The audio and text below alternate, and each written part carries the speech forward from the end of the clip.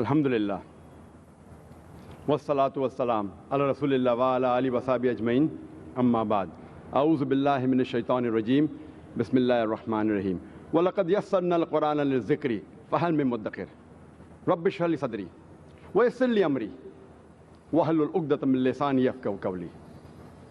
আমার গুরুজনেরা এবং প্রিয় ভাই বোনেরা, সবাইকে স্বাগত জানাই ইসলামিক সম্ভাষণে। আসসালামু আলাইকুম ওয়া রাহমাতুল্লাহি ওয়া বারাকাতুহু। আল্লাহ সুবহানাহু ওয়া তাআলার দয়া, শান্তি এবং রহমত আপনাদের সকলের উপরে বর্ষিত হোক। আজকের সন্ধ্যার আলোচনার বিষয় হচ্ছে আল কোরআন, এটা কি বুঝে পড়া উচিত? পবিত্র কোরআন হচ্ছে সর্বশেষ এবং চূড়ান্ত বার্তা সর্বশক্তিমান আল্লাহর, আমাদের স্রষ্টার, যা নাজিল করা হয়েছিল সর্বশেষ এবং চূড়ান্ত নবী মুহাম্মদ সাল্লাল্লাহু আলাইহি সাল্লামের উপর। পবিত্র কোরআন হচ্ছে পৃথিবীর বুকে সবচেয়ে পজিটিভ বই।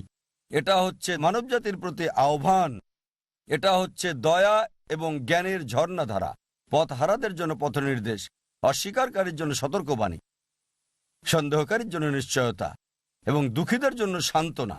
এটা হতাশাগ্রস্তদের জন্য আশার বাণী। কোরআন না পড়ে কোরআন থেকে এই সকল উপকারগুলো পাওয়া কিভাবে সম্ভব হবে? কোরআন না বুঝে কিভাবে সম্ভব? কোরআনের অর্থ চিন্তা না করে কিভাবে সম্ভব? আর কোরআন আপনার জীবনে বাস্তবায়ন না করে কিভাবে সম্ভব? আলহামদুলিল্লাহ, পবিত্র কোরআন পৃথিবীর বুকে সবচেয়ে বেশি পঠিত গ্রন্থ। তবে দুঃখজনকভাবে এটা হচ্ছে সবচেয়ে বেশি না বুঝে পড়া বই। কারণ অধিকাংশ মুসলিমই কোরআন পড়ে না বুঝে। এ কারণে মেনে চলা, উপকার পাওয়া, মুসলিমরা কোরআন থেকে যা পায় এটা কমে আসছে। কোরআনের সাথে মুসলিমদের সম্পর্ক কমে আসছে। চিন্তা করেন, একজন মানুষ কোরআনের সংস্পর্শে আসে আর অপরিবর্তিত থেকে যায়, হৃদয়কে নাড়া দেয় না, আত্মাকে নাড়া দেয় না, জীবন অপরিবর্তিত থাকে। কি এক চরম দুর্ভাগ্য এটা! পবিত্র কোরআনে বলেন, সূরা আল ইমরান অধ্যায় নম্বর 3 আয়াত 110, কুনতুম খায়রা উম্মাতিন উখরিজাত লিন-নাস, হে মুসলিমরা, মানুষের জন্য তোমাদের উত্তম জাতি করা হয়েছে। তা'মুরুনা বিল মা'রুফি ওয়া তানহাউনা আনিল মুনকার ওয়া তু'মিনুনা বিল্লাহ, কারণ আমরা ভালো কাজে আদেশ করি, মন্দ কাজে নিষেধ করি আর আল্লাহকে বিশ্বাস করি।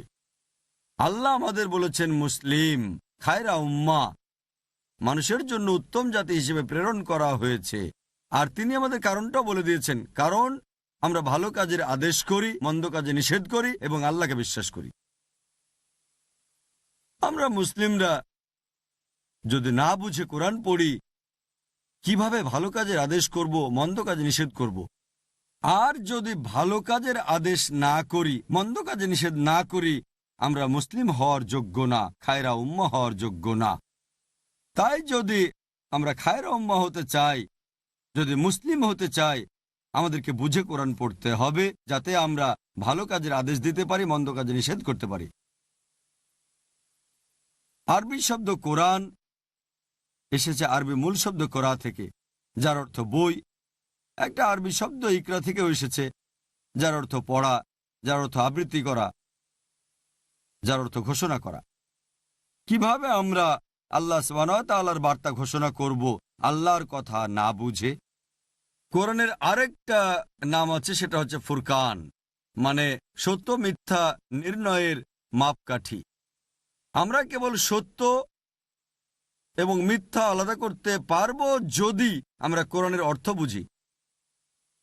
কোরআনের অর্থ বোঝা ছাড়া এটা সম্ভব না যে কোরআনকে ফুরকান হিসেবে ব্যবহার করতে পারি, সত্য মিথ্যার যাচাই করতে পারি।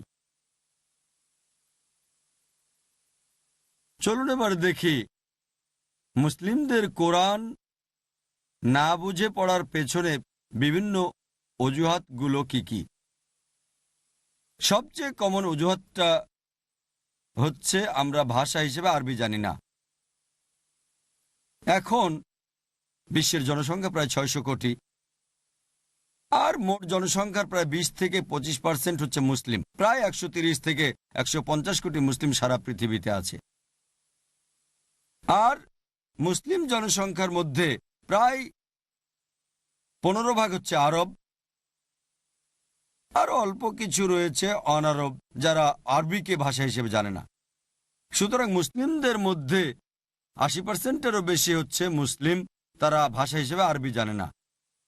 তাই সবচেয়ে কমন যে অজুহাত মুসলিমরা কোরআন না বুঝে পড়ার জন্য দেয় তা হচ্ছে আমরা ভাষা হিসেবে আরবি জানি না। যখন একটা মানুষ জন্মগ্রহণ করে সে কোনো ভাষাই জানে না। শিশুরা একেবারে প্রথমে মায়ের ভাষা শেখে, যাতে করে সে অন্যদের সাথে ভাব বিনিময় করতে পারে।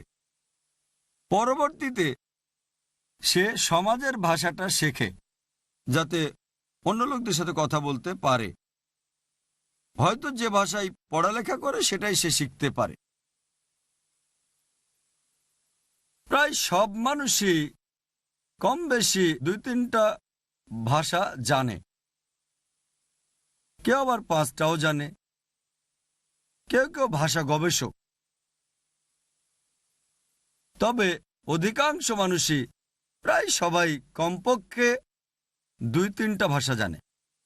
এটা কি আমাদের দরকার না যে আমাদের সেই ভাষা জানা উচিত যে ভাষা আমাদের স্রষ্টা আল্লাহ সুবহানাহু ওয়া তাআলা আমাদের জন্য সর্বশেষ চূড়ান্ত বার্তা পবিত্র কোরআন দিয়েছেন? এটা কি আমাদের প্রত্যেক মুসলিমের জন্য বাধ্যতামূলক নয় যে কোরআন বোঝার জন্য আমাদের আরবি জানতে হবে? আমি জানি যে কোনো মানুষের জন্যই বাল্যকালে যে কোনো ভাষা শেখাটা সহজ ব্যাপার। তবে বয়স কোনো সমস্যা না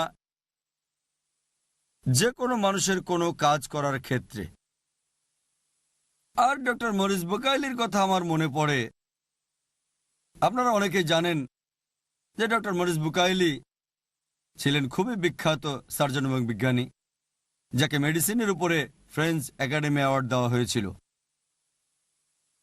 আর ডক্টর মরিস বুকাইলিকে দায়িত্ব দেওয়া হয়েছিল মান্নেব তার মমির উপর গবেষণা করতে, অর্থাৎ ফেরাউনের দেহের মমির উপর।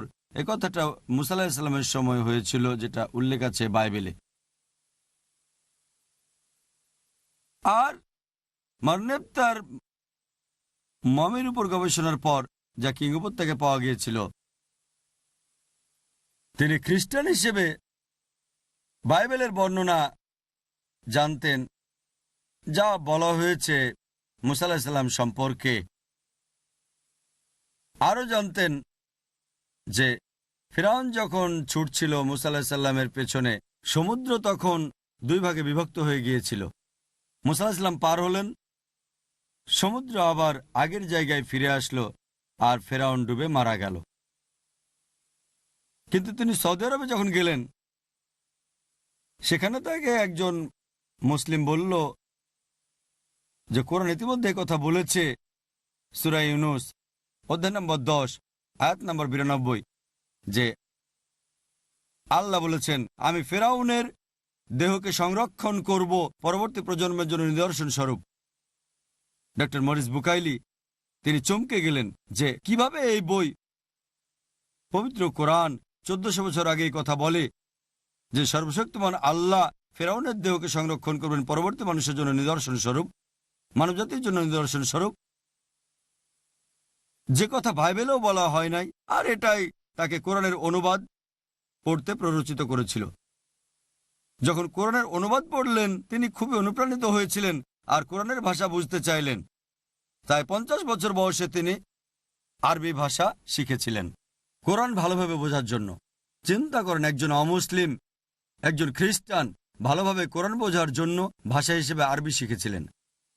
আর গবেষণা করার পর তিনি বললেন যে বিজ্ঞানের যে বিষয়গুলো কোরআনে বলা হয়েছে, আধুনিক বিজ্ঞানের সাথে সেগুলোর সম্পূর্ণভাবে মিল আছে। আর দুঃখজনকভাবে বাইবেলে অনেক বিষয় রয়েছে যেগুলো আধুনিক বিজ্ঞানের সাথে মেলে না। আরও গবেষণা করার পর একটা বই লিখলেন বাইবেল, কোরআন এবং আধুনিক বিজ্ঞান, যা খুবই বিখ্যাত বই। আমি বলতে যাচ্ছি তা হচ্ছে, চিন্তা করেন 50 বছরের একজন অমুসলিম খ্রিস্টান হয়েও ভালোভাবে কোরআন বুঝেছেন, ভাষা হিসেবে আরবি শিখেছেন।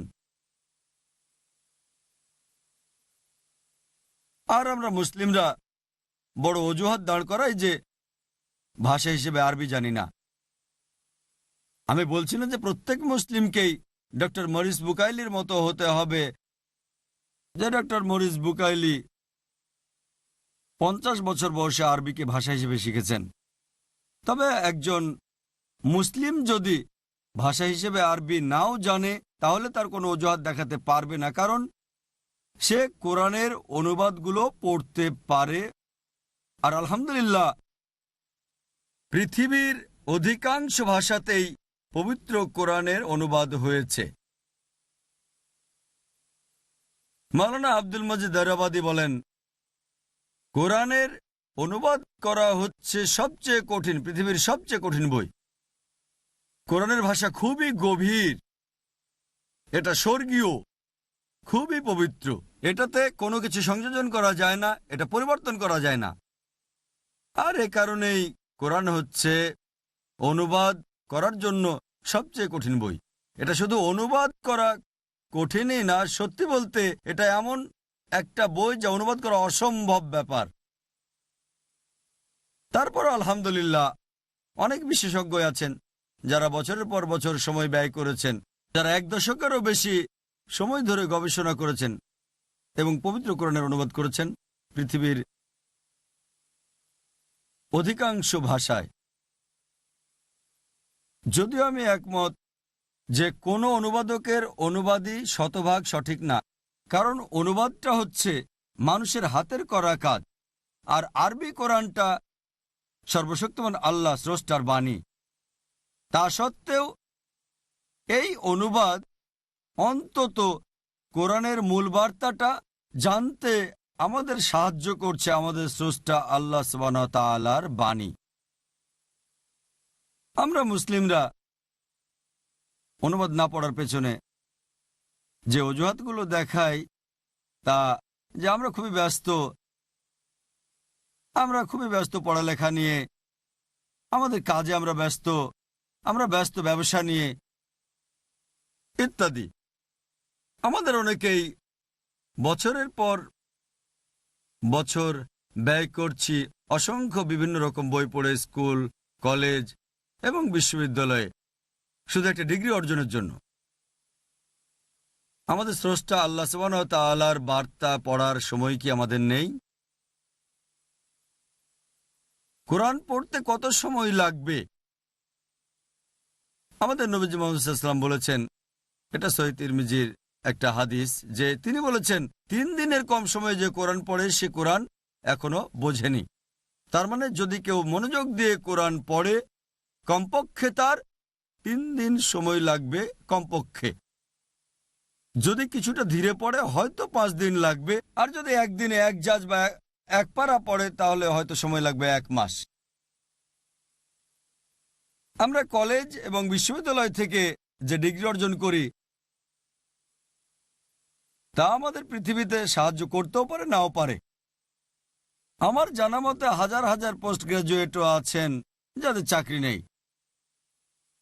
আর স্কুল, কলেজ এবং বিশ্ববিদ্যালয়ে যে শিক্ষা আমরা অর্জন করে থাকি তা যদি আপনাকে আল্লাহ সুবহানাহু ওয়া তাআলার কাছে না নিয়ে যায়, যদি আপনাদের স্রষ্টা সর্বশক্তিমান আল্লাহর কাছাকাছি না নিয়ে যায়, তাহলে এটা আখিরাতের জন্য ব্যর্থ। তাই যে শিক্ষা স্কুল, কলেজ এবং বিশ্ববিদ্যালয় থেকে অর্জন করেন সেটা দুনিয়াতে উপকার করতে পারে, আবার নাও করতে পারে।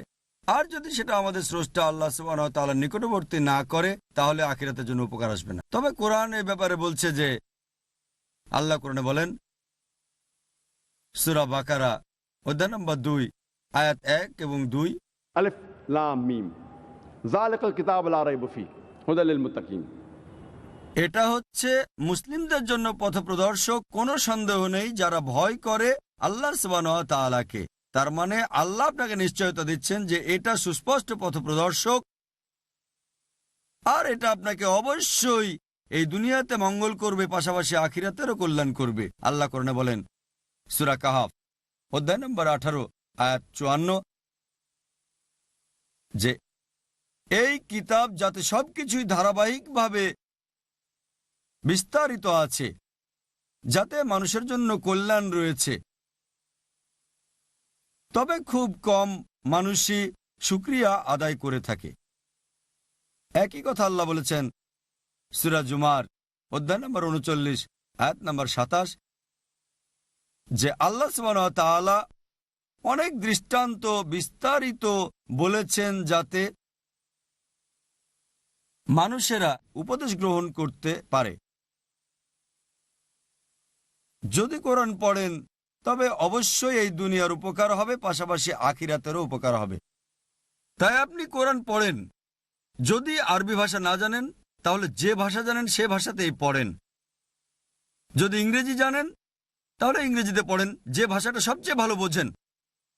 যদি উর্দু ভালো বোঝেন উর্দুতেই পড়েন। যদি হিন্দি বোঝেন হিন্দিতে পড়েন। যদি ফ্রেঞ্চ বোঝেন ফ্রেঞ্চ ভাষায় পড়েন। যদি জার্মান বোঝেন তাহলে সে ভাষাতে পড়েন, যে ভাষাটা আপনি সবচেয়ে ভালো বোঝেন। আর হোক সেটা ইংরেজি অনুবাদ, উর্দু অনুবাদ, হিন্দি অনুবাদ, ফ্রেঞ্চ অনুবাদ বা জার্মান অনুবাদ, অন্তত পবিত্র কোরআনের অনুবাদ পড়েন, যাতে করে আপনার স্রষ্টার কথা বুঝতে পারেন।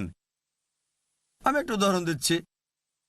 ধরেন আপনার খুব ঘনিষ্ঠ একজন বন্ধু, সে একজন জার্মানি থেকে আসলো আর বোম্বেতে কয়েক সপ্তাহ থাকলো। সে একজন জার্মান, ভালো ইংরেজি বলতে পারে না, তবে আপনার সাথে ভাব বিনিময় করেছে। সে আপনার সাথে কয়েক সপ্তাহ বোম্বেতে থাকলো, আবার জার্মানিতে ফিরে গিয়ে আপনাকে জার্মান ভাষায় চিঠি লিখল। যেহেতু সে ভালো ইংরেজি বলতে পারে না, ভালো লিখতে পারে না, তাই চিঠিটা লিখলো জার্মান ভাষায়। এখন চিঠিটা পাওয়ার পর আপনি জার্মান বুঝবেন না, তখন কি করবেন? স্বাভাবিকভাবেই সে আপনার ঘনিষ্ঠ বন্ধু, চিঠিটাকে তখন অনুবাদ করবেন। আপনি জানতে চাইবেন আপনার ভালো বন্ধু জার্মানি থেকে কি বলছে আপনাকে, চিঠিটাকে অনুবাদ করবেন আপনি। আপনি কি জানতে চাইবেন না? আমাদের স্রষ্টা আল্লাহ সুবহানাহু ওয়া তাআলা সর্বশেষ ও চূড়ান্ত বার্তায় কি বলেছেন?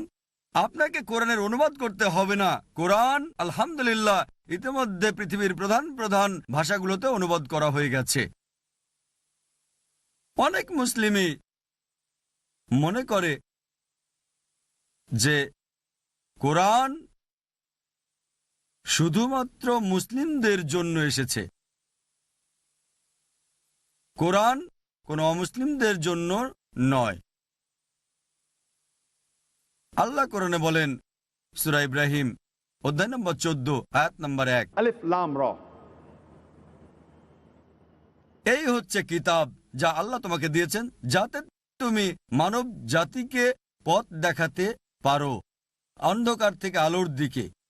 আল্লাহ বলেছেন এই কিতাব কোরআন নবী মুহাম্মদ সাল্লাল্লাহু আলাইহি ওয়াসাল্লামকে দেওয়া হয়েছে যাতে করে তিনি মানব জাতিকে অন্ধকার থেকে আলোর পথ দেখাতে পারেন। আল্লাহ কোরআনে বলেন সূরা ইব্রাহিম অধ্যায় নম্বর 14 আয়াত নম্বর 52 যে এটা মানব জাতির জন্য বার্তা, যাতে এর থেকে তারা বুঝতে পারে আল্লাহ কেবলমাত্র একজন, মানুষ যেন এর থেকে উপদেশ গ্রহণ করে।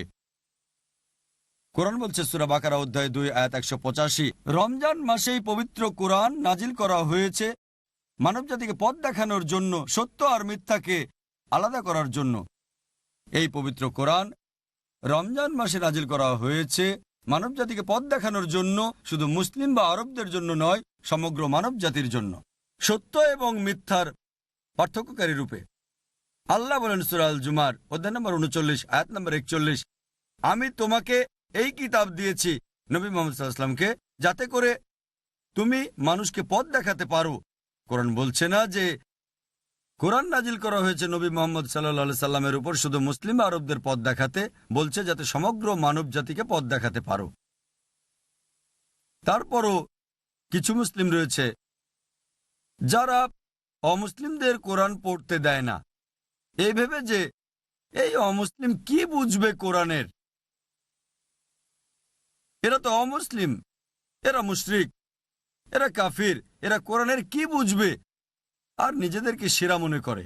আপনি কি জানেন কোরআন নাজিল হয়েছে 1400 বছর আগে। যে সময় আরবে কোরআন নাজিল হয় সে সময়টাকে বলা হয়েছে আয়ামে জাহেলিয়া, অজ্ঞতার যুগ।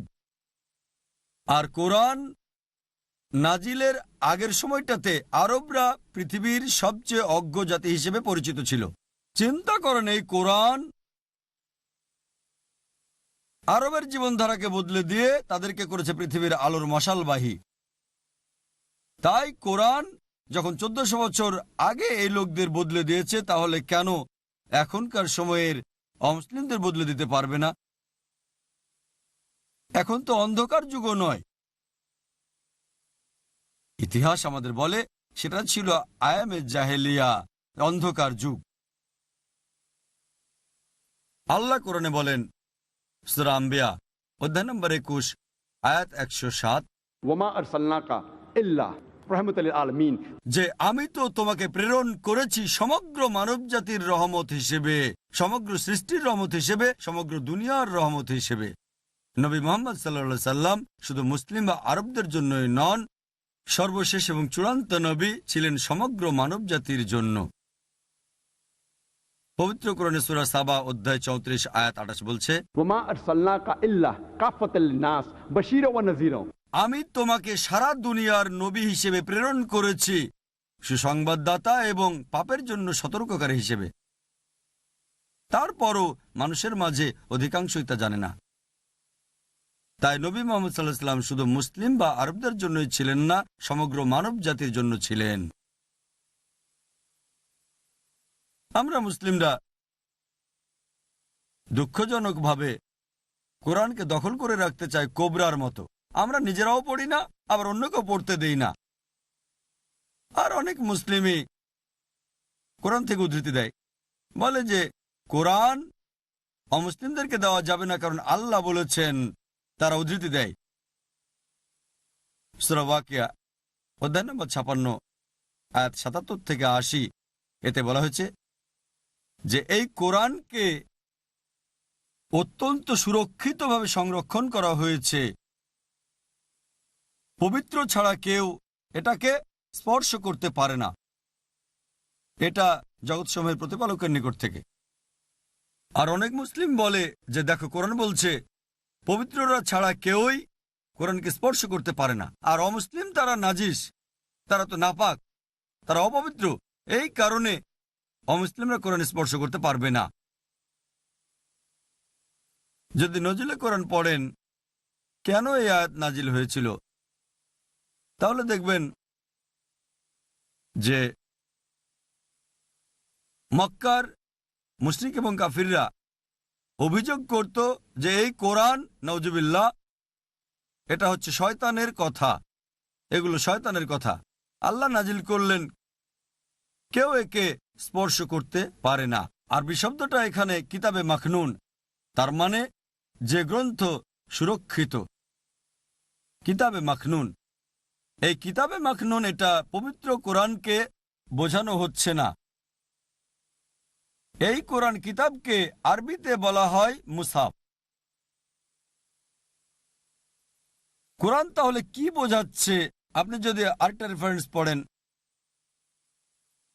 সূরা আল বুরুজ অধ্যায় নম্বর 85 আয়াত 21 এবং 22 বলা হয়েছে আল্লাহ কোরআনকে অত্যন্ত সুরক্ষিত অবস্থায় সংরক্ষণ করেছেন লৌহে মাহফুজে।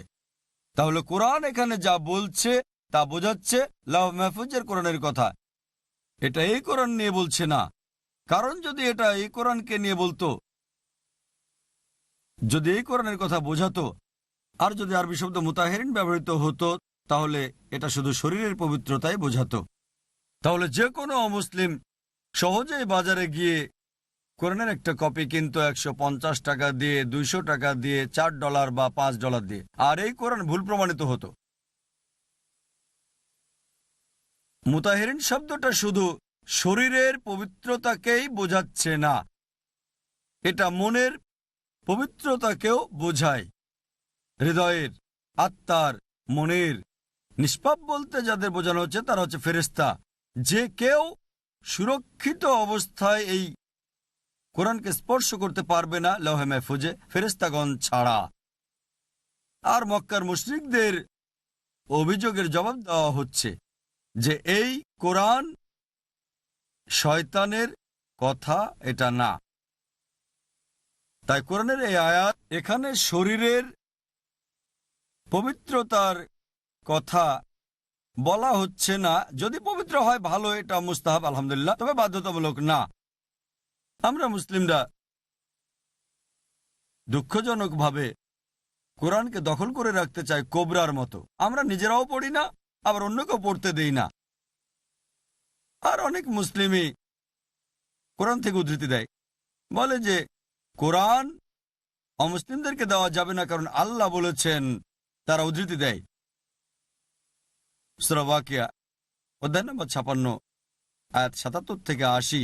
এতে বলা হয়েছে যে এই কোরআনকে অত্যন্ত সুরক্ষিতভাবে সংরক্ষণ করা হয়েছে। পবিত্র ছাড়া কেউ এটাকে স্পর্শ করতে পারে না।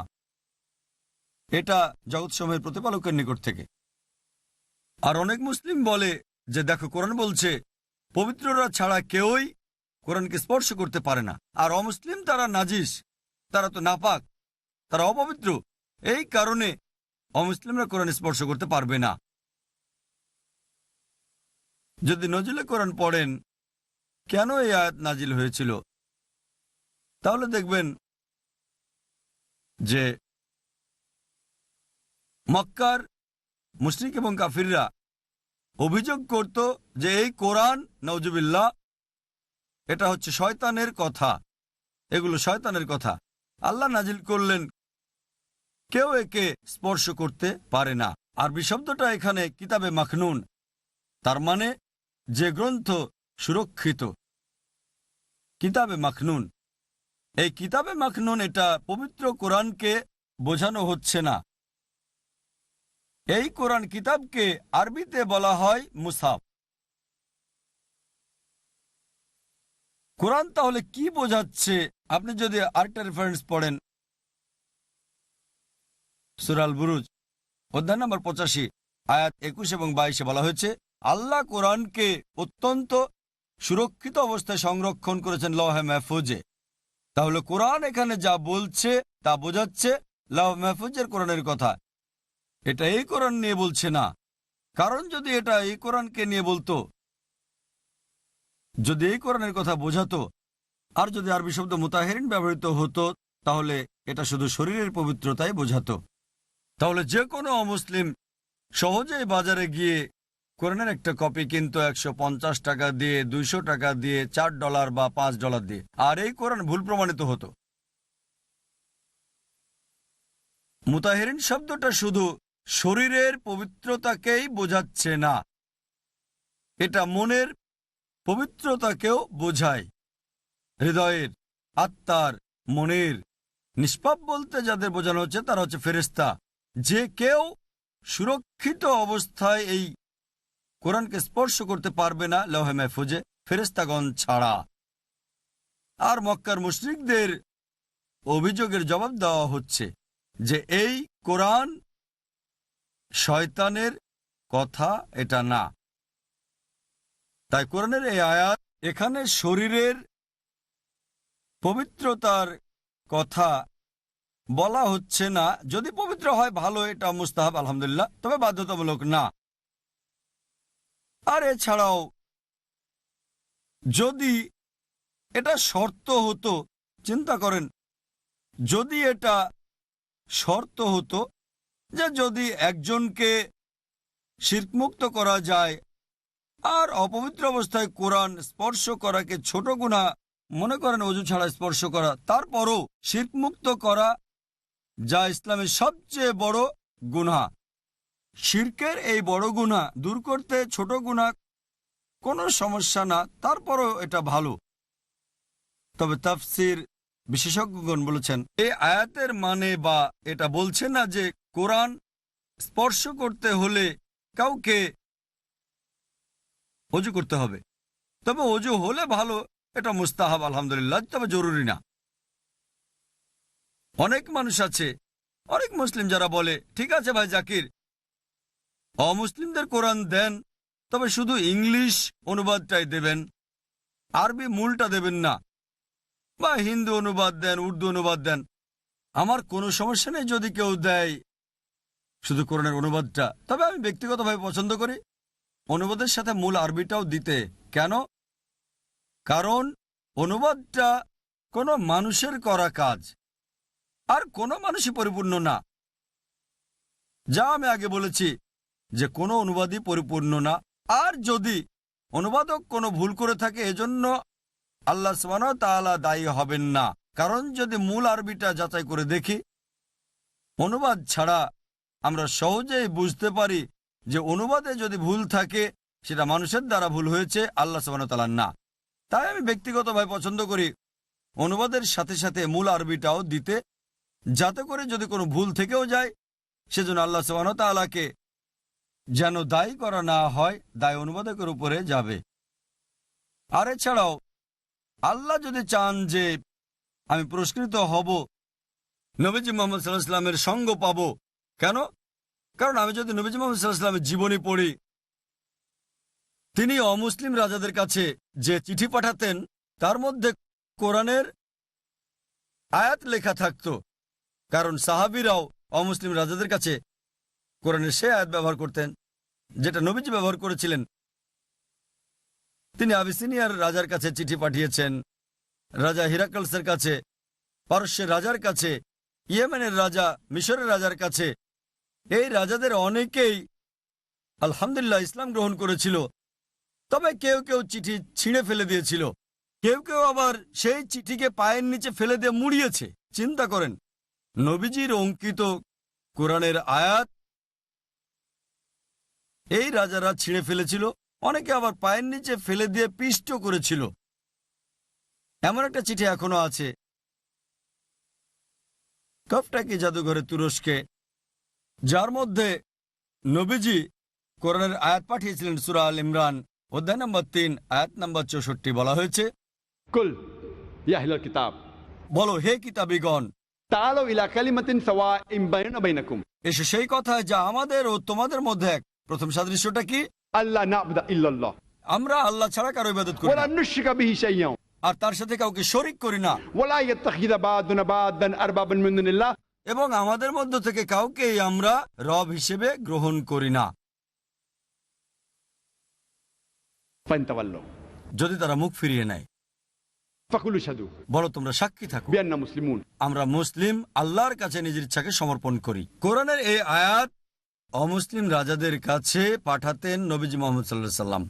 এখনো এগুলো আছে জাদুঘরে, কপটাকি জাদুঘরে তুরস্কে। আমি আপনাদের প্রশ্ন করতে চাই, বর্তমানে প্রায় 14 মিলিয়ন আরব কপটিক খ্রিস্টান রয়েছে যারা বংশগতভাবে আরব খ্রিস্টান। আমার প্রশ্ন হচ্ছে, এই 14 মিলিয়ন আরব খ্রিস্টানকে কোরআনের কোন অনুবাদটা আপনারা দিতে চান? আপনি আরবি কোরআনকে আবার আরবিতে অনুবাদ করবেন? আপনাকে মূল কোরআনটা দিতে হবে।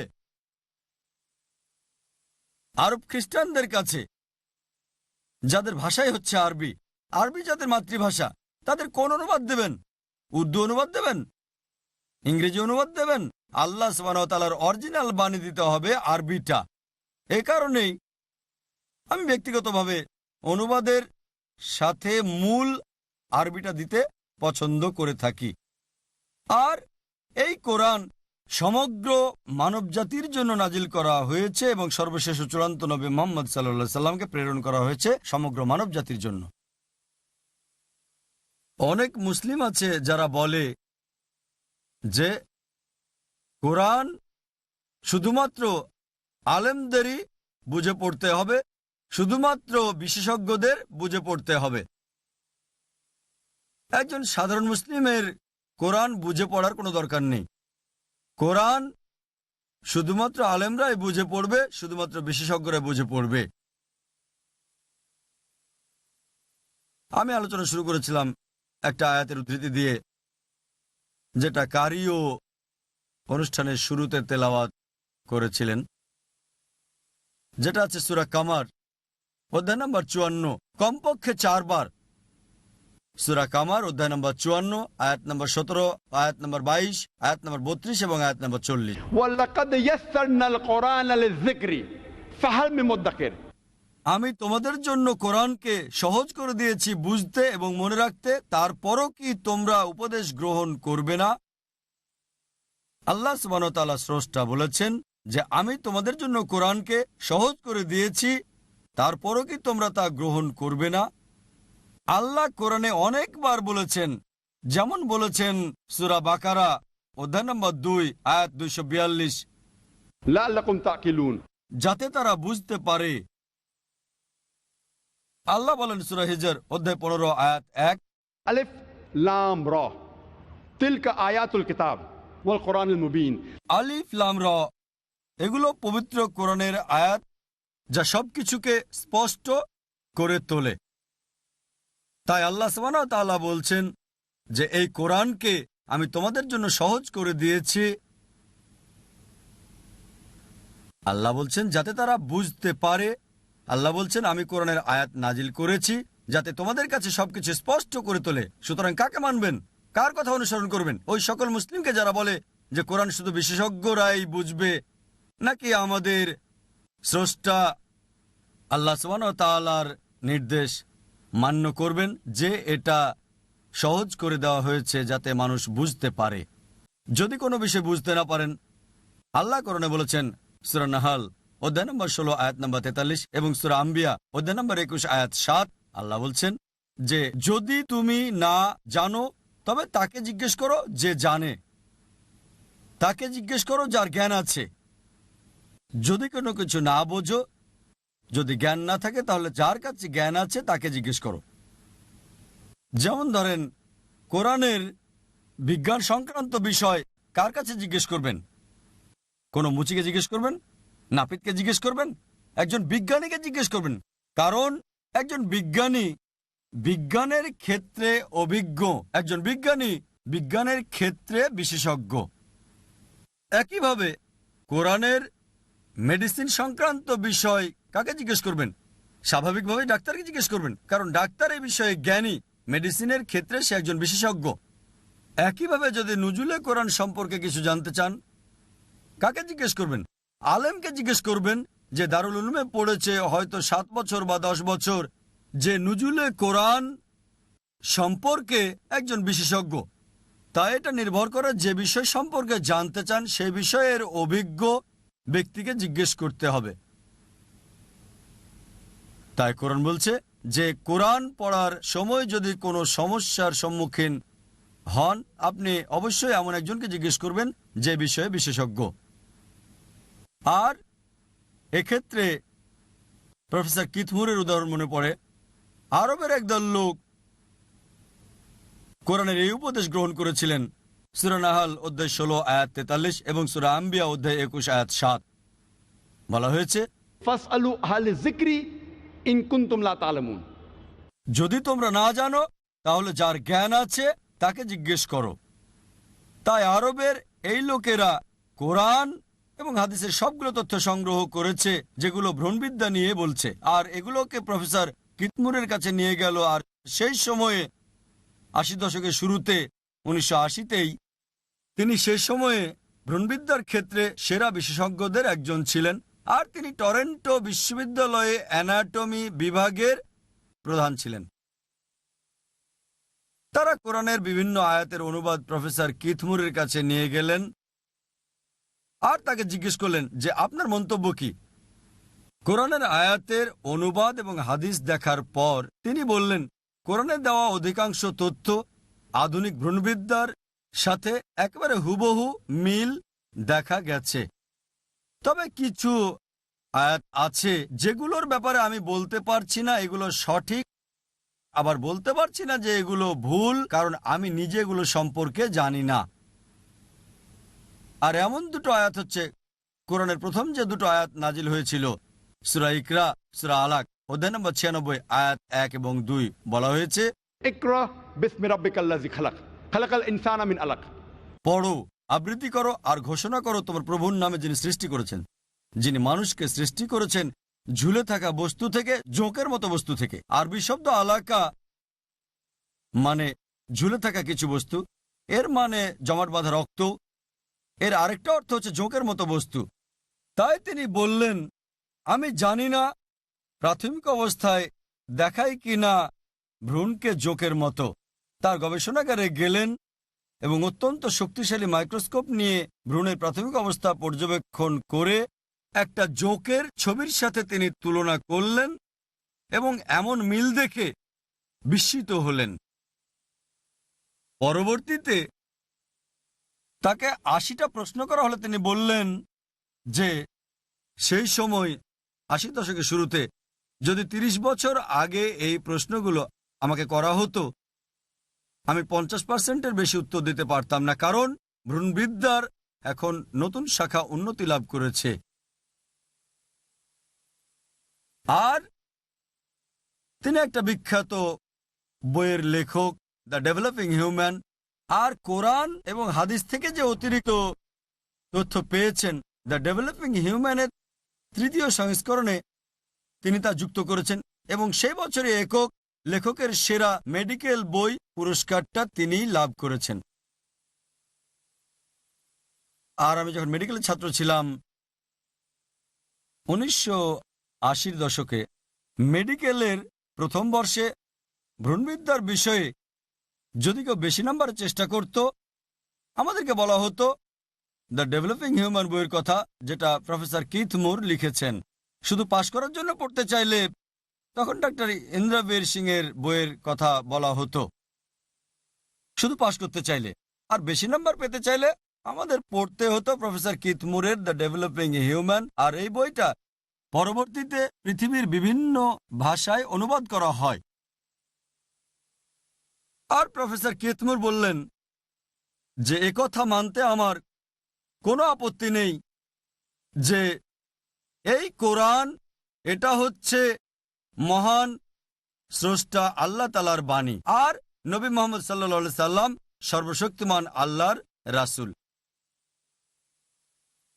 আমরা যখন কোনো যন্ত্র কিনি, সেই যন্ত্রের সাথে একটা নির্দেশিকা বই দেয়। যেমন ধরেন কোনো ডিভিডি প্লেয়ার কিনলে একটা নির্দেশিকা বই পায়, আর এর মধ্যে লেখা থাকে কিভাবে সেটা চালাতে হবে। যদি ডিভিডি চালাতে চান, ডিস্ক ঢোকান, তারপর প্লে বাটন চাপুন। যদি স্কিপ করতে চান, স্কিপ বাটনে চাপ দেন। যদি থামাতে চান, স্টপ বাটনে চাপ দেন। উপর থেকে ফেলে দেবেন না, নষ্ট হয়ে যাবে। পানিতে ভেজাবেন না, নষ্ট হয়ে যাবে। এই সব কিছু বিস্তারিত নির্দেশিকা বইয়ে দেওয়া আছে। তাই কোনো যন্ত্র কিনলে এর সাথে নির্দেশিকা বই দেওয়া হয়। আর যন্ত্রটা যত বেশি জটিল হয়, নির্দেশিকার গুরুত্ব তত বেশি থাকে। তাই মানব জাতিকে যদি যন্ত্র বিবেচনা করেন, আমার মতে পৃথিবীর বুকে এটা সবচেয়ে জটিল মেশিন। আপনার কি মনে হয় না এর জন্য নির্দেশিকা দরকার? আর মানবজাতির জন্য নির্দেশিকা বই হচ্ছে এই পবিত্র কোরআন। পবিত্র কোরআন সর্বশেষ ও চূড়ান্ত নির্দেশিকা বই মানব জাতির জন্য। মানুষ কিভাবে জীবনযাপন করবে তা এই কোরআনে বলা হয়েছে। চিন্তা করেন, যদি যন্ত্র কিনেন আর নির্দেশিকার ভাষা আপনি বোঝেন না, আর আমরা এখন জানি জাপান খুবই উন্নত, অধিকাংশ ইলেকট্রনিক্স যন্ত্রপাতি জাপান উৎপাদন করে, কিন্তু নির্দেশিকা বইয়ে দেখবেন আমরা যে ভাষা বুঝি সে ভাষাটাই দেওয়া আছে। হতে পারে জাপানি ভাষার নির্দেশিকা, তবে পাশাপাশি এটার ইংরেজি অনুবাদও সেখানে আছে। যদি ইন্ডিয়াতে কেনেন, দেখবেন হিন্দি অনুবাদও সেখানে আছে।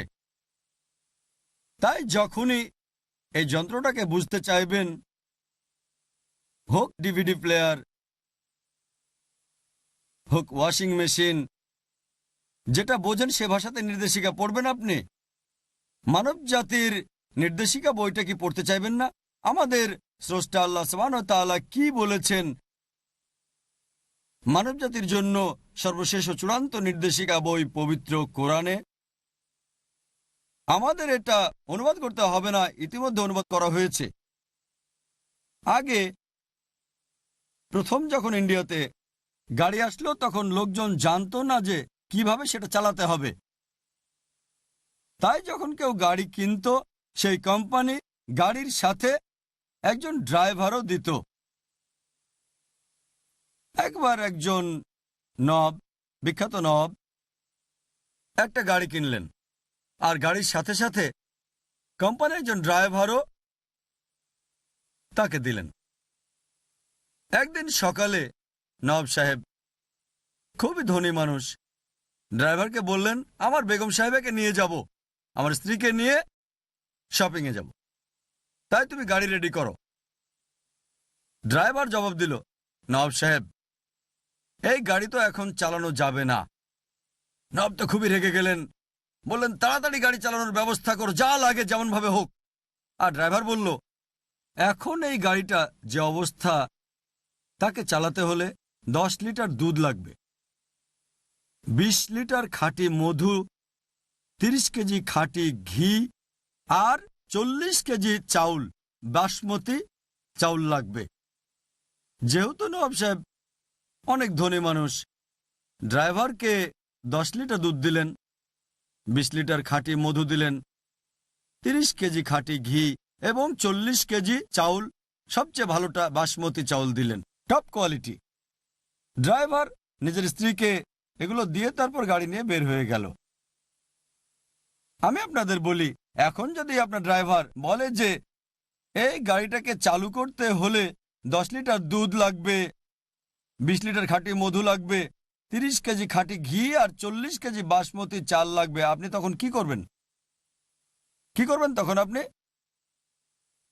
তাকে কি দেবেন? কি করবেন? তাকে চাকরি থেকে বাদ দিয়ে দেবেন।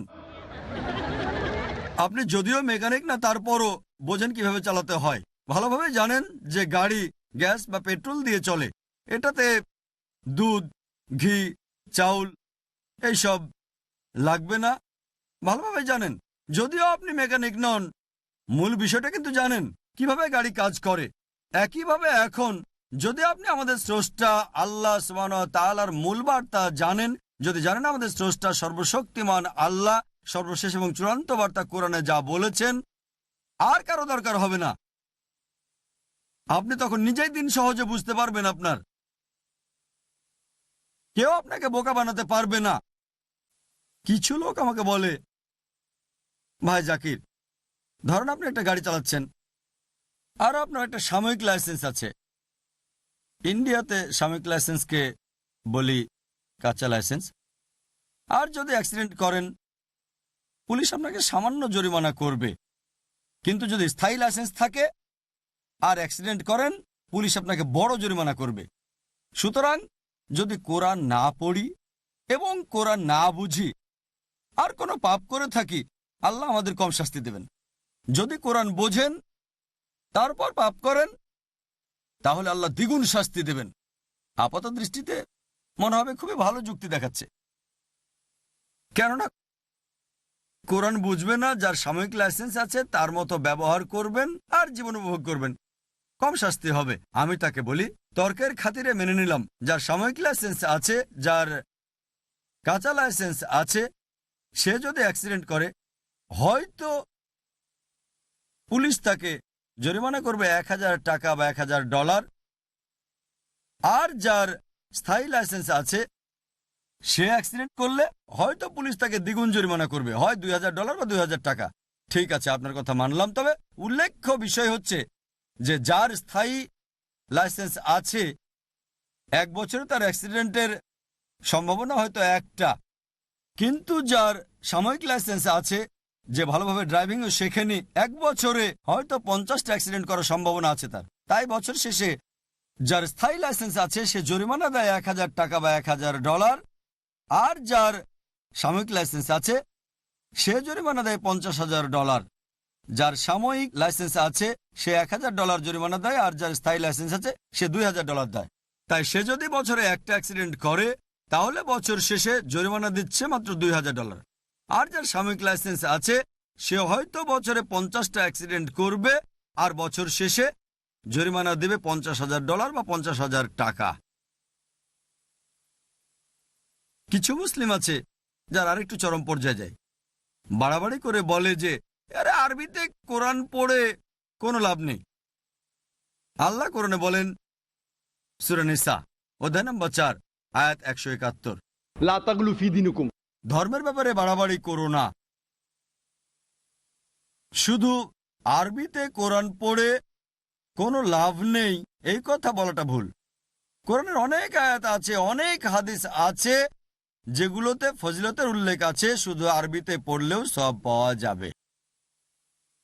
আল্লাহ কোরআনে বলেন সূরা আনকাবুত অধ্যায় নম্বর 29 আয়াত নম্বর 45 যে আমি কোরআনের আয়াত নাজিল করেছি আর আবৃত্তি করো তোমার উপর যা নাজিল করেছি।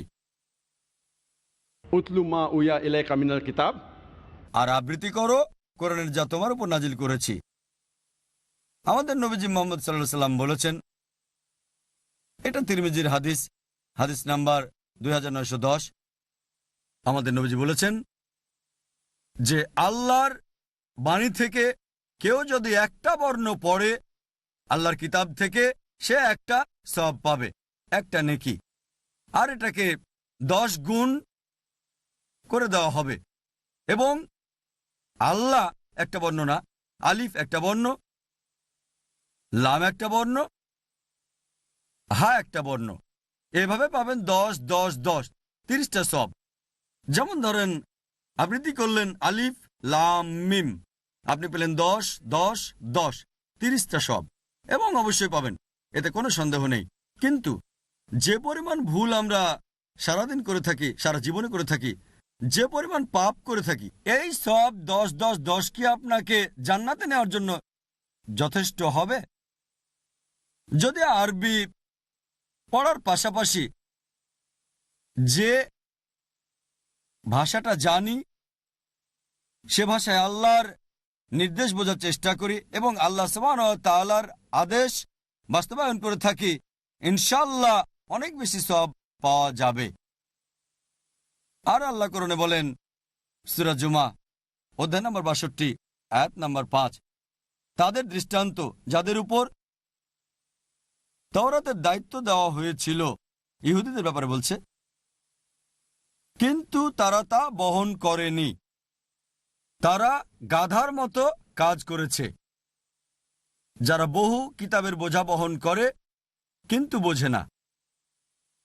আল্লাহ সুবহানাহু ওয়া তাআলা ইহুদিদের বাছাই করেছিলেন এবং তাদের বার্তা দিয়েছিলেন, কিন্তু তারা তা পালন করেনি। তারা আল্লাহ সুবহানাহু ওয়া তাআলার নির্দেশ অনুসরণ করেনি। তাই আল্লাহ সুবহানাহু ওয়া তাআলা বলছেন তারা গাধার মতো, যারা বহু কিতাব বহন করে কিন্তু তা বোঝে না।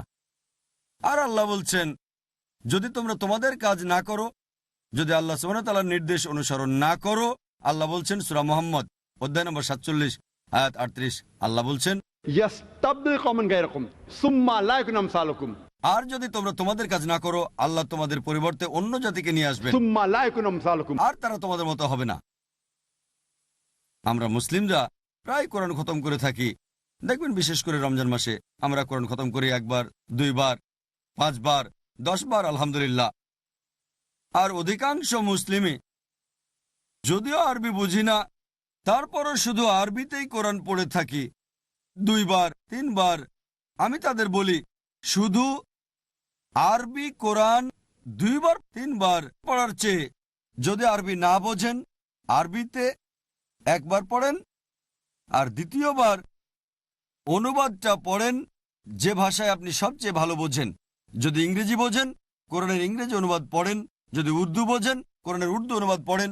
যদি হিন্দি জানেন তাহলে হিন্দি অনুবাদটা আপনি পড়েন। যদি জার্মান জানেন, জার্মান অনুবাদ পড়েন। যদি ফ্রেঞ্চ জানেন, আপনি ফ্রেঞ্চ অনুবাদটা পড়েন। কোরআনের সেই অনুবাদটা আপনি পড়েন যে ভাষাটা আপনি ভালো বোঝেন। এতে আপনি বেশি উপকৃত হবেন, যাতে আল্লাহ সুবহানাহু ওয়া তাআলার নির্দেশগুলো মেনে চলতে পারেন। আমাদের নবীজি মুহাম্মদ সাল্লাল্লাহু আলাইহি ওয়াসাল্লাম বলেছেন, এই হাদিসটা আছে ইবনে মাজাতে অধ্যায় নম্বর 16 হাদিস নম্বর 219, আবু দার রাদিয়াল্লাহু আনহু বর্ণিত।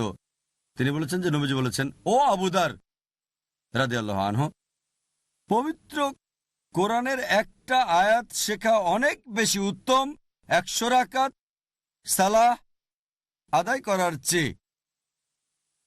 এটা নবীজি বলেছেন। যদি আল্লাহর কিতাবের একটা আয়াত শেখেন আর বোঝেন, তবে 100 রাকাত নামাজ পড়ার চেয়ে সেটা উত্তম। আর নামাজের প্রত্যেক রাকাতেই কমপক্ষে আপনাকে সূরা ফাতিহা পড়তে হয়, কমপক্ষে 7টা আয়াত। এই 100 রাকাতে কমপক্ষে কোরআনের 700 আয়াত পড়তে হচ্ছে। তাই এই হাদিসটা অনুযায়ী যদি কোরআনের একটা আয়াত শেখেন আর বোঝেন এবং মেনে চলেন, তাহলে কোরআনের 700 আয়াত পড়ার চেয়ে সেটা অনেক বেশি ভালো। যখন মুসলিমদের জিজ্ঞেস করি যে কেন কোরআন নাজিল হয়েছে, অনেকেই বলে এটা কোরআন খানির জন্য নাজিল হয়েছে। দেখবেন কোনো দোকান বা অফিস উদ্বোধনের সময় কোরআন পাঠ করা হয়। যখন কেউ বাড়ি কেনে, বাড়ি উদ্বোধনের সময় কোরআন পাঠ করা হয়। যখন কেউ মারা যায়, কোরআন পাঠ করা হয়। আমি কোরআনের এমন একটা আয়াতও জানি না, একটা সহিহ হাদিসও নেই যেখানে নবীজি বা কোনো একজন সাহাবী কোরআন পাঠ করেছেন বাড়ি উদ্বোধনের জন্য বা দোকানের জন্য অথবা কেউ মারা গেলে। দেখবেন একদল লোক আছে খুব দ্রুত কোরআন তেলাওয়াত করে, হয়তো 30 জন লোক, প্রত্যেক এক পারা করে।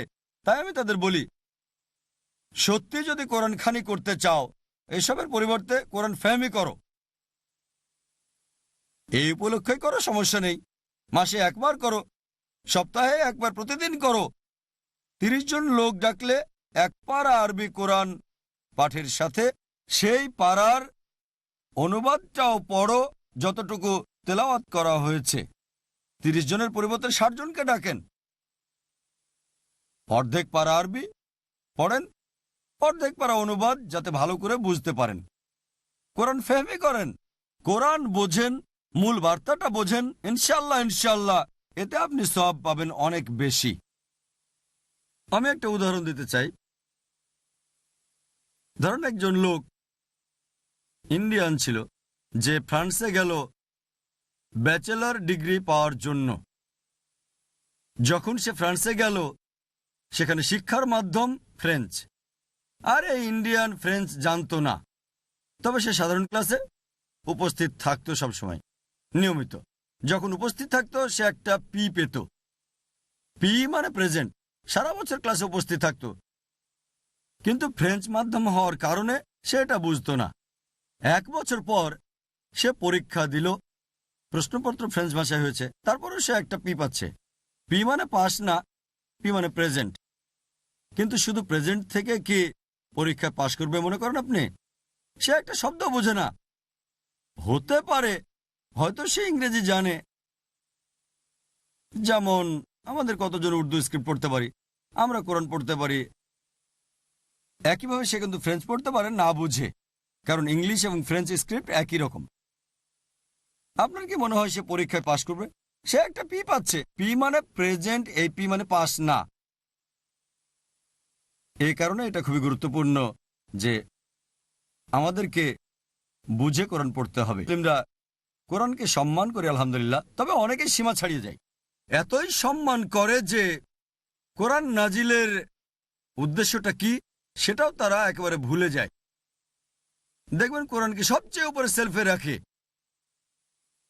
আলহামদুলিল্লাহ এত উপরে রাখে যে সহজে ছুঁতেই পারে না নিজেরা, আর কোরআনে ময়লা জমে যায়। কোরআন হচ্ছে পথনির্দেশের বই, এটা পথনির্দেশক। ধরুন আপনি পড়ালেখা করছেন, গাইড বইটাকে সাধারণত কাছে কাছে রাখা হয়। গাইডটা এমন জায়গায় রাখা হয় যাতে সহজে নাগাল পাওয়া যায়। এমন উপরে রাখবেন না যে নাগাল পাওয়ার জন্য কঠিন হয়ে যায়। আর কোরআন এমন বই যা প্রতিদিন দরকার, হাতে হাতে থাকা দরকার। অনেক মুসলিমই কোরআনকে খাঁটি সিল্ক কাপড় দিয়ে মুড়িয়ে তারপর ফিতা দিয়ে বেঁধে রাখে। ধরুন আপনি কোরআন পড়তে চাচ্ছেন, চিন্তা করবেন ঠিক আছে খুলতে লাগবে 5 মিনিট সময়, আবার বাঁধতে যাবে 5 মিনিট, তাহলে 10 মিনিট। আবার চিন্তা করছেন খুলতে আর বাঁধতে এটা বাধা হয়ে দাঁড়াবে। যদি আপনার 10 মিনিট সময় থাকে তাহলে তো এই 10 মিনিট খুলতে আর বাঁধতে হাত থেকে চলে গেল আপনার। যদি হাতে 10 মিনিট সময় থাকে, খুলতে আর বাঁধতে তো 10 মিনিট চলে যাবে, তাহলে পড়ারই দরকার নেই। কোরআনকে সম্মান করতে হবে, তবে আসল সম্মানটা অন্তরে। আমি বলছি না কোরআন উপরে রাখবেন না, ভুল বুঝবেন না, তবে খেয়াল রাখতে হবে সেটা পড়ছেন কিনা, সব সময় কাছে পাচ্ছেন কিনা। আর দেখবেন অনেক মুসলিমই কোরআন স্পর্শ করার আগে হাজারটা বিষয় নিয়ে ভাবতে থাকে, যেন এটা একটা আরডিএক্স বোম। কোরআন জুতো পরে স্পর্শ করতে পারি? দাঁড়িয়ে থেকে কি পড়তে পারবো? অফিসে কি কোরআন পড়া যাবে? এই সব কিছুই কোরআন পড়া থেকে আপনাকে বিরত রাখছে। আমরা কোরআনকে এমনভাবে দেখি যেন এটা আরডিএক্স বোম, এখনই ফাটবে। কোরআন পথনির্দেশের বই। এ কারণে আমরা অনেক ইন্ডিয়ান আরবদের উদাহরণ দেই, মাশাআল্লাহ তারা কোরআন পড়ে, যথাযথ সম্মান দেখায়। তবে যেহেতু গাইড বই হাতের নাগালে থাকে, আমরা মুসলিমরা সবচেয়ে উপরে সেলফে রাখি, আর ইন্ডিয়াতে দেখবেন এর উপরে ময়লা পড়ে যায়। খুব কম লোকই পাবেন যারা 5 মিনিট বা 10 মিনিট ব্যয় করে কোরআন পড়ে, কারণ জানেন আপনারা আমাদের মনে অনেক চিন্তা কাজ করে। পড়ার আগে 10 মিনিট দেখি জুতা পরতে পারবো কিনা, দাঁড়াতে পারবো কিনা, আবার পড়ার আগে টুপি পরতে হবে, ইত্যাদি ইত্যাদি। দেখেন অনেক বিষয়ই ভালো, তবে জীবনকে এত কঠিন করবেন না যাতে কোরআনের আসল উদ্দেশ্যটাই বাধাগ্রস্ত হয়। আর প্রায় দেখবেন উপসাগরীয় দেশগুলোতে অনেক আরব যখন সালাতের জন্য মসজিদে আসেন কয়েক মিনিট আগে আসলেই কোরআন পড়েন, আর ইন্ডিয়াতে এমনটা প্রায় দেখবেনই না। মনে করেন সামনের সারিতে কোরআন পড়ছে কেউ, অন্য আরেকজন দ্বিতীয় সারিতে কোরআন পড়তে শুরু করলো, একজন এসে আপত্তি করবে, দ্বিতীয় সারিতে বসে কিভাবে কোরআন পড়ছো, কোরআনকে পিছনে ফেলেছো, এটা হারাম, খালাস। আর যদি মসজিদে বসেন, মনে করেন আপনার বাড়িতে বা মসজিদে যদি ভুল করে কেবলাকে পিছনে রেখে কোরআন পড়া শুরু করেন, ব্যাস ফতোয়া পাবেন হারাম। কারণ পিছনে কেবলা রেখে কোরআন পড়তে পারবেন না, কাবাকে পেছনে রেখে। অথচ এই কাজগুলো আমি মক্কায় অনেকবার দেখেছি। দেখবেন সেখানে তালিমুল কোরআনের ক্লাস হয়, হিফজ ক্লাস আছে, ছাত্ররা সারি করে বসে, অনেকে অন্যদের পেছনে রাখে যাদের হাতে কোরআন আছে। অনেক সময় শিক্ষকের কাবার দিকে মুখ আর ছাত্রদের পেছনে কাবা। তাহলে এটা আসলো কোত্থেকে, কোরআনের কোন আয়াতে পেল, কোন হাদিস থেকে, আমি জানি না। সুতরাং কোরআনকে ভালোবাসতে হবে, সম্মান করতে হবে, তবে এটাও জানতে হবে যে কোরআন নাজিলের আসল কারণ হেদায়েতের জন্য, পথ দেখানোর জন্য।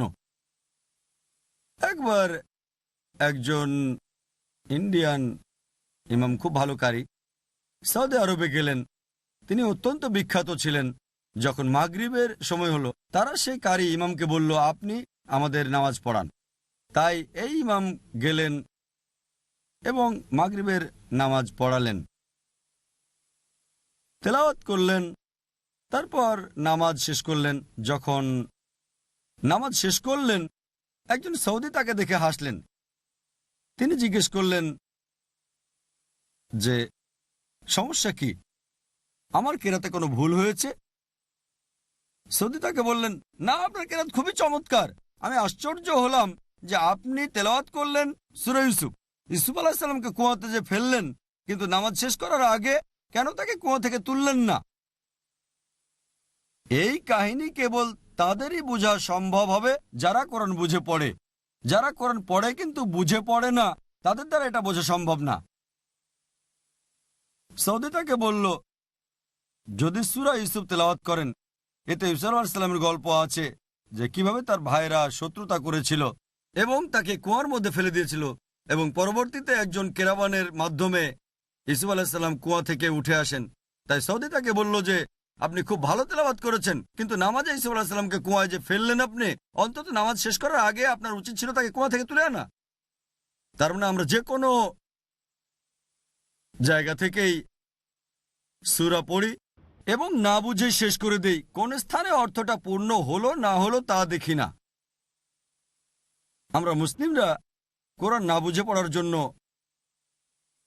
অনেক রকম অজুহাত দাঁড় করাই, আর সব সময় না পড়ার অজুহাত দেখায়।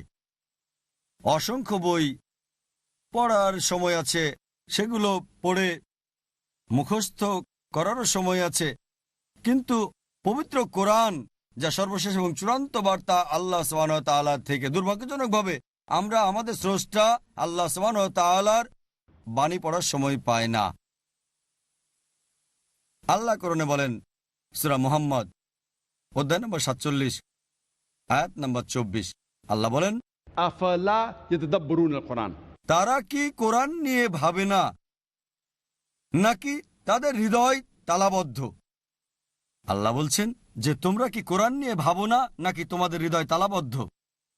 আল্লাহ বলেন সূরা বাকারা অধ্যায় নম্বর 2 আয়াত 159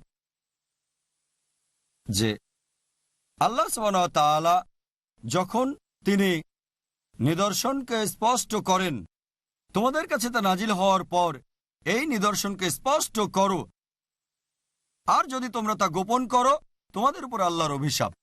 আল্লাহ বলছেন যারা নিদর্শনকে গোপন করে তোমাদের কাছে তা স্পষ্ট করার পরও, এবং যে নির্দেশনা তোমাদের দেওয়া হয়েছে, এই সকল লোকের উপর আল্লাহর অভিশাপ। আল্লাহ বলেন সূরা ফুরকান অধ্যায় নম্বর 25 আয়াত নম্বর 30, মুহাম্মদ সাল্লাল্লাহু আলাইহি সাল্লাম বলবেন যে এরা আমার লোক কোরআনকে যারা পরিত্যক্ত গণ্য করেছিল। চিন্তা করেন, নবী মুহাম্মদ সাল্লাল্লাহু আলাইহি সাল্লাম বলবেন যে এরা আমার জাতির লোক যারা কোরআনকে পরিত্যক্ত গণ্য করেছে। তবে সাধারণত এই আয়াতের প্রসঙ্গটা ছিল মুনাফিকদের ব্যাপারে, উতবা। কিন্তু দুর্ভাগ্যজনকভাবে আমরা যারা মুসলিম তারপরও কোরআনকে পরিত্যক্ত গণ্য করছি, নাউজুবিল্লাহ। কোরআন নাজিল হয়েছে সমগ্র মানব জাতির পথ দেখানোর জন্য, আর আমরা কোরআন পড়ি। এটা দুই ধরনের পড়া আছে, একটা হচ্ছে তাজাক্কুরে কোরআন এবং আরেকটা হচ্ছে তাদাব্বুরে কোরআন। তাজাক্কুরে কোরআন হচ্ছে কোরআন পড়া এবং ভাষাভাবে এর অর্থ বোঝা, যা আমরা সহজেই করতে পারি কোরআনের অনুবাদ পড়ে, পাশাপাশি আরবি পড়ে। আরেকটা তাদাব্বুরে কোরআন মানে অর্থের উপর চিন্তা করা, কোরআন পড়ে অর্থের উপর চিন্তা করা। এটা যদি অনুবাদ পড়েন নির্দিষ্ট একটা লেভেল পর্যন্ত করা যায়, কিন্তু যদি আরবি ভাষা হিসেবে জানেন সেটাই হচ্ছে উত্তম। তাদাব্বুরে কোরআনটা আরবিকে ভাষা হিসেবে জানলে ভালোভাবে করা যায়। কেউ হয়তো বলতে পারে যে সে তাজাক্কুরে কোরআন করেছে, সে কোরআন পড়েছে, কিন্তু কেউ বলতে পারবে না যে শেষ করেছে তাদাব্বুরে কোরআন। সে কোরআনের সব আয়াতের উপর চিন্তা করা শেষ করেছে, কারণ কোরআন হচ্ছে সুন্দর। অন্য যে কোনো বইয়ের মতো না যে একবার পড়লেন তো শেষ। কোনো ভালো বই পড়েন 2 বার 3 বার, ব্যাস হয়ে গেল। কোরআন এমনকি যদি 1000 বারও আপনি পড়েন, তারপরও আবার নতুন করে পড়েন, আরও তথ্য পাবেন। কোরআনের প্রত্যেকটা আয়াতের ভিন্ন ভিন্ন অর্থ আছে। কোরআনের শব্দাবলী চমৎকার। এ কারণে কোনো মানুষ বলতে পারে না যে আমি কোরআনের আয়াতের উপর চিন্তা করা শেষ করেছি। আপনি তাজাক্কুরে কোরআন করতে পারেন, তাদাব্বুরে কোরআন পারবেন না। যতই পড়বেন, যতই চিন্তা করবেন, ততই বুঝতে পারবেন, ইনশাআল্লাহ ততই মেনে চলবেন। প্রত্যেক মুসলিমের বাড়িতে একটা কোরআন থাকা আবশ্যক। আরবি না বুঝলে কোরআনের একটা অনুবাদ রাখতে হবে যে ভাষাটা সবচেয়ে ভালো বোঝেন। এই কোরআন হচ্ছে সবচেয়ে সেরা উপহার যা মানুষকে দিতে পারেন। সে মুসলিম বা অমুসলিম সেটা দেখার বিষয় না। যাকে পুরস্কারটা দিচ্ছেন সে ধনী নাকি গরিব সেটাও দেখার বিষয় না।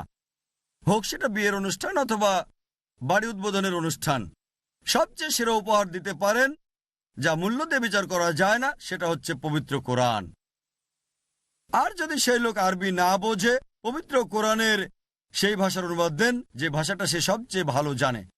সেরা উপহার আপনার সন্তানকে দিতে পারেন, যেটা আল কোরআন। আমরা অনেক মুসলিমরাই আমাদের সন্তানদের কোরআন তেলাওয়াত শিখতে পাঠাই, তারা কিছু কোরআন হেফজ করে। তবে অনারব নাই বললেই চলে। যারা তাদের সন্তানদের শিক্ষিত করে তোলে আরবি ভাষায়, যাতে তারা কোরআন বুঝতে পারে সরাসরি, এমন নাই। সবচেয়ে সেরা যে উপহার আপনার সন্তানকে দিতে পারেন সেটা কোরআন উপহার। আমাদের অধিকাংশই, আমি নিজেও, আমাদের দুর্ভাগ্য যে আমাদের পিতামাতা বুঝতে পারেনি যে আরবি ভাষা হিসেবে শেখাতে হবে আমাদের ছোটবেলায়। একই ভুল আবার করবেন না। এখন দেখেন কিভাবে আপনার সন্তানকে ভাষা হিসেবে আরবি শেখানো যায়। এটা আপনার সন্তানের জন্য সেরা উপহার, এটা সেরা ডিগ্রি আপনি দিতে পারেন। বিশ্বাস করেন, অন্য সব ডিগ্রি কলেজ বিশ্ববিদ্যালয়ের এই দুনিয়াতে সাহায্য করতে পারে, নাও পারে। আখিরাতে যদি এটা আল্লাহ সুবহানাহু ওয়া তাআলার নিকটবর্তী না করে তাহলে সেটা মূল্যহীন। কিন্তু যদি কোরআন উপহার দেন, আরবি ভাষার উপহার যদি আপনি দেন, ইনশাআল্লাহ, কারণ আমাদের নবী মুহাম্মদ সাল্লাল্লাহু আলাইহি ওয়াসাল্লাম বলেছেন যে যখন মানুষ মারা যায় 3টা জিনিস তারপরেও তাকে সওয়াব দিতে থাকে। একটা হলো যে সে আল্লাহ সুবহানাহু ওয়া তাআলার পথে যা ব্যয় করে, দ্বিতীয় হলো যে জ্ঞান আল্লাহ সুবহানাহু ওয়া তাআলার পথে প্রচার করে, এবং 3 নাম্বার নেককার সন্তান যে তার জন্য দোয়া করে। তাই আপনার সন্তানকে সবচেয়ে সেরা যে উপহারটা দিতে পারেন সেটা হচ্ছে কোরআন। এটা তার সারা জীবনের জন্য গাইড। আর যদি এটার অভ্যেস করেন যে প্রতিদিন কোরআন পড়বেন, যে সময়টাকে উপযুক্ত মনে করেন, পরিবারের সবাইকে একত্রিত করেন, মা বাবা সন্তানদের সাথে নিয়ে যতক্ষণ সময় পান তেলাওয়াত করেন, হতে পারে 2 রুকু 3 রুকু, আরবির সাথে সাথে যে অনুবাদটা ভালো বোঝেন সেটা পড়েন। এভাবে প্রতিদিন বুঝে কোরআন পড়লে আপনার জীবনটা বদলে যাবে। আর আমি বলি সব মুসলিম ব্যবসায়ীদের যে আপনার এমপ্লয়ীদের জন্য বাধ্যতামূলক করেন যে প্রতিদিন কোরআন পড়তে হবে। ইসলামিক রিসার্চ ফাউন্ডেশনে মাশাআল্লাহ 400-রও বেশি এমপ্লয়ি আছে, সব প্রতিষ্ঠান মিলে আলহামদুলিল্লাহ। প্রতিদিন এটা বাধ্যতামূলক। যখন তারা এসে প্রথমেই তাদের কার্ড সুইপ করে বা আঙ্গুলে ছাপ দেয়, আপনারা জানেন নতুন মেশিনে আঙ্গুলের ছাপ, এবং হাজিরা রাখে, ঠিক আছে, এভাবেই অফিসে আসে সকাল 10টায়। প্রথমে তাকে যা করতে হয়, কমপক্ষে 15 মিনিট পড়তে হয় কোরআনের 1 রুকু 2 রুকু, পাশাপাশি যে ভাষা ভালো জানে সে ভাষার অনুবাদও তাকে পড়তে হয়। কিছু লোক হয়তো চিন্তা করবে প্রতিদিন 15 মিনিট, সপ্তাহে 6 দিন, 1 বছরে 12 মাস, 400 এমপ্লয়ি, হিসেব করে প্রতি মাসে লাখ লাখ টাকা চলে যাচ্ছে তাদের।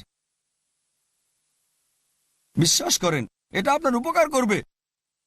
যখন আপনার এমপ্লয়িরা এমনভাবে কোরআন পড়বে, পাশাপাশি অনুবাদ পড়বে, তারা তখন আরো ভালো কাজ করবে, তারা সততা শিখবে, তারা সরল পথে থাকবে। এমপ্লয়ি মুসলিম বা অমুসলিম সেটা দেখার বিষয় না, সে হেদায়েত পাবে। আমাদের এখানে এটা বাধ্যতামূলক যে প্রতিদিন অনুবাদ সহ কোরআন পড়তেই হবে, বাধ্যতামূলক। এখানে আমি সব ব্যবসায়ীদের অনুরোধ করব, যাদের ব্যবসা এমপ্লয়ি আছে, এই বিষয়টা আপনার প্রতিষ্ঠানে বাস্তবায়ন করেন, ইনশাল্লাহ এতে আপনার উপকার হবে। আরো পদ্ধতি আছে, আপনি কোরআন পড়তে পারেন প্রথম থেকে শেষ পর্যন্ত, এভাবে পড়ে শেষ করেন। যদি সূচিপত্র দেখে পড়তে চান, জানতে চান কোরআনে নারীদের সম্পর্কে কি বলা হয়েছে, জান্নাতের ব্যাপারে কোরআন কি বলছে, ফেরেশতা সম্পর্কে কোরআন কি বলছে, টপিক অনুযায়ী, অথবা কোরআন খুলে যা পান তাই পড়েন বিভিন্নভাবে। তবে দেখতে হবে প্রতিদিন পড়ছেন কিনা। নিয়মিত কোরআন পড়াটা হচ্ছে খুবই গুরুত্বপূর্ণ। আর যেহেতু লেকচারটা ইংরেজিতে, মাশাআল্লাহ 50টিরও বেশি ভিন্ন ভিন্ন ইংরেজি অনুবাদ আছে কোরআনের, 50টিরও বেশি। আর আমাদের প্রতিষ্ঠানে 50টিরও বেশি বিভিন্ন ভাষায় কোরআনের অনুবাদ আছে। অনেক অনুবাদ আছে আমাদের প্রতিষ্ঠানে, 50টিরও বেশি বিভিন্ন ভাষা। ইংরেজি অনুবাদে যেটাকে আমি সবচেয়ে সেরা বলবো সেটা আব্দুল্লাহ ইউসুফ আলীর। আমি যে অনুবাদগুলো পড়েছি আমার মনে হয় এটা সবচেয়ে বোধগম্য। আর এটা করতে তার সময় লেগেছিল 40 বছর। আর যদিও তার ইংরেজি কিছুটা প্রাচীন, মানে বিবলিক্যাল, তবে অনেকটা আরবির কাছাকাছি। নর্মাল ইংরেজিতে যখন ইউ বলেন এটা একই রকম, আরবিতে দেখবেন তুমি বলতে মহিলাদের জন্য একরকম, পুরুষদের জন্য অন্যরকম, এক বচন আলাদা, দ্বিবচন আলাদা, বহু বচন আলাদা, 6 ধরনের, আন্তা আন্তি সবগুলো। ইংরেজি একটা ইউ, হোক সেটা পুরুষ এক বচন বা মহিলা এক বচন, পুরুষ দ্বিবচন বা মহিলা দ্বিবচন, পুরুষ বহুবচন বা মহিলা বহুবচন, 6টার সবগুলো একই রকম ইউ সংক্ষিপ্ত। তাই এই প্রাচীন ইংরেজি বেশি কাছাকাছি। আধুনিক লোকদের জন্য বুঝতে কঠিন হতে পারে, তবে অন্যরা এটাকে সহজ করে নিয়েছে। কিন্তু আব্দুল্লাহ ইউসুফ আলীর সব মিলিয়ে আমি মনে করি যে ব্যাখ্যা দিয়েছে, যে ফুটনোট এবং টপিক ভিত্তিক সূচিপত্র, আমি রিকমেন্ড করব অমুসলিমদের জন্য, পাশাপাশি মুসলিমদের জন্য এটা অন্যতম সেরা ইংরেজি অনুবাদ। আরেকটা হচ্ছে সহি ইন্টারন্যাশনাল, যেটা কয়েক বছর আগে অনুবাদ করেছেন 3 জন আমেরিকান মুসলিম বোন। আর ইংলিশটা খুবই সাধারণ এবং অনেক আধুনিক। আরেকটা অনুবাদ হচ্ছে the Nobel Quran, Taqiuddin Helali এবং ডক্টর মহসিন খানের। তবে এটা অমুসলিমদের দিতে আমি ঠিক রিকমেন্ড করব না। মুসলিমদের জন্য ঠিক আছে, কারণ অনেক ব্র্যাকেট রয়েছে, ফুটনোটগুলোতে অনেক হাদিস রয়েছে, যেমন বুখারী, মুসলিম, যা মুসলিমদের জন্য ভালো, কিন্তু অনেক ব্র্যাকেট রয়েছে, বুঝতে সমস্যা হতে পারে। কে বলছে আল্লাহ নাকি যে অনুবাদ করেছে সেগুলো তার কথা? তাই যদি ফুটনোট দেন সমস্যা নেই, কিন্তু অসংখ্য ব্র্যাকেট দিলে বুঝতে সমস্যা হতে পারে। এটা কার কথা, অনুবাদকের নাকি আল্লাহ সুবহানাহু ওয়া তাআলার? সুতরাং এই কারণেই ভালো বুখারী, মুসলিমের রেফারেন্স থাকা সহিহ হাদিস। তবে অমুসলিমদের ক্ষেত্রে আমি বলবো এটা দেওয়া উচিত না। আরেকটা অনুবাদ আছে, সেটাও ভালো, মাওলানা আব্দুল মজিদ দরিয়াবাদীর। এটা কম্পারেটিভ রিলিজিয়নের জন্য ভালো। তিনি রেফারেন্স দিয়েছেন বাইবেল থেকে, হিন্দু ধর্মগ্রন্থ রেফারেন্স দিয়েছেন, 4টা খণ্ডে পাওয়া যায়। আরেকটা হচ্ছে মারমাদুক পিকথল, মোহাম্মদ মারমাদুক পিকথল, তিনি একজন ব্রিটিশ। তার অনুবাদটাও ভালো, তবে কোনো ব্যাখ্যা দেওয়া হয় নাই। আরেকটা ভালো অনুবাদ মোহাম্মদ আসাদের অনুবাদটাও ভালো। তিনি প্রায় জামাকশির উদ্ধৃতি দিয়েছেন এবং আরবির মূল শব্দটাও দিয়েছেন। তবে সতর্ক থাকতে হবে, কারণ জামাকশিরের তাফসীর যুক্তি নির্ভর, অনেক সময় সহিহ হাদিস থেকে দূরেও সরে গেছে, সুতরাং সতর্ক থাকতে হবে। আমি সাধারণত অগ্রাধিকার দিচ্ছি যেটা সরাসরি আরবি থেকে সেই ভাষায় অনুবাদ করা হয়েছে। যেমন ইংরেজি অনুবাদ সরাসরি আরবি থেকে ইংরেজি অনুবাদ করা হয়েছে, সেগুলো ভালো। আরও কিছু অনুবাদ আছে যেগুলো আরবি থেকে উর্দু, তারপর আবার ইংলিশ, যেমন মাওলানা মওদুদীর, শামস পীরজাদার দাওয়াতুল কোরআন, সেগুলো ভালো, তবে ভুল থাকার সম্ভাবনা বেশি আছে, কারণ কেউ আরবি থেকে উর্দুতে অনুবাদ করেছে, তারপর উর্দু থেকে ইংরেজি করেছে, যেটা মাওলানা মওদুদীর অনুবাদের ক্ষেত্রে হয়েছে। আর দ্বিতীয় সংস্করণে দ্বিতীয় অনুবাদ জাফর ইসাক আনসারিরটা অনেক ভালো। এই হলো কিছু অনুবাদ যেগুলোর নাম বললাম। আরও একটা আছে টিভি ইরভিং এর অনুবাদটা আমেরিকান ইংলিশ। এছাড়াও কিছু অনুবাদ আছে। আলোচনা শেষ করার আগে একটা বার্তা দিতে চাই, যা আল্লাহ কোরআনে বলেছেন। সূরা হাশর অধ্যায় নম্বর 59 আয়াত নম্বর 21, আল্লাহ বলেছেন যে যদি পাহাড়ের উপর এই কোরআন নাজিল করা হতো তাহলে অবশ্যই তা বিনীত ও বিদীর্ণ হয়ে যেত। তার মানে যদি কোরআন পাহাড়ের উপর নাজিল করা হতো আর পাহাড়ের যদি অনুভূতি থাকতো, পাহাড় তখন বিনীত হতো এবং তা বিদীর্ণ হয়ে যেত। কিন্তু আমাদের মুসলিমদের কোনো পরিবর্তন নেই। কেন? কারণ আমরা এটা বুঝি না। আল্লাহ বলছেন যদি পর্বত, আপনারা জানেন পাহাড় শক্তিশালী কোনো কিছুর নিদর্শন, শিলার মতো একটা জিনিস, যদি পাহাড়ের উপর কোরআন নাজিল করা হতো, পাহাড় বিনীত হতো এবং বিদীর্ণ হতো। কিন্তু মানুষের কিছুই হচ্ছে না। আমাদের মুসলিমদের কোরআন বুঝে পড়তে হবে। আমরা যদি পিছনের ইতিহাস দেখি, মুসলিমরা পৃথিবীতে শীর্ষে ছিল, এখন আমরা মুসলিমরা নিচে পড়ে যাচ্ছি। কেন? আগে আমরা মুসলিমরা পৃথিবীর শীর্ষে ছিলাম, কারণ আমরা কোরআন এবং সহিহ হাদিসের কাছে ছিলাম। আর এখন আমরা নিচে পড়ে যাচ্ছি, কারণ আমরা আমাদের ধর্মীয় গ্রন্থ থেকে দূরে সরে গেছি, কোরআন এবং সুন্নাহ থেকে দূরে। যদি কোরআন এবং সুন্নাহর দিকে ফিরে আসি, ইনশাল্লাহ আমরা মুসলিমরা আবার পৃথিবীর আলো বহনকারী হতে পারব। আমার আলোচনা আমি শেষ করতে চাই নবীজি মুহাম্মদ সাল্লাল্লাহু আলাইহি ওয়াসাল্লামের একটা হাদিস দিয়ে, যেটা আছে সহিহ বুখারীতে, হাদিস নাম্বার 5027, বুখারীর পুরাতন সংস্করণ, ভলিউম নম্বর 6, হাদিস নাম্বার 545। সেখানে হযরত উসমান রাদিয়াল্লাহু আনহু বলেছেন যে আমাদের নবীজি সাল্লাল্লাহু আলাইহি সাল্লাম বলেছেন خيركم من تعلم القرآن معلما যে তোমাদের মধ্যে সেই উত্তম যে কোরআন শিখে এবং অন্যদেরকে তা শিক্ষা দেয়। ওয়া আখির দাওয়ানা আলহামদুলিল্লাহি রাব্বিল আলামিন। salafi.9 রাসূলের কথা বলে।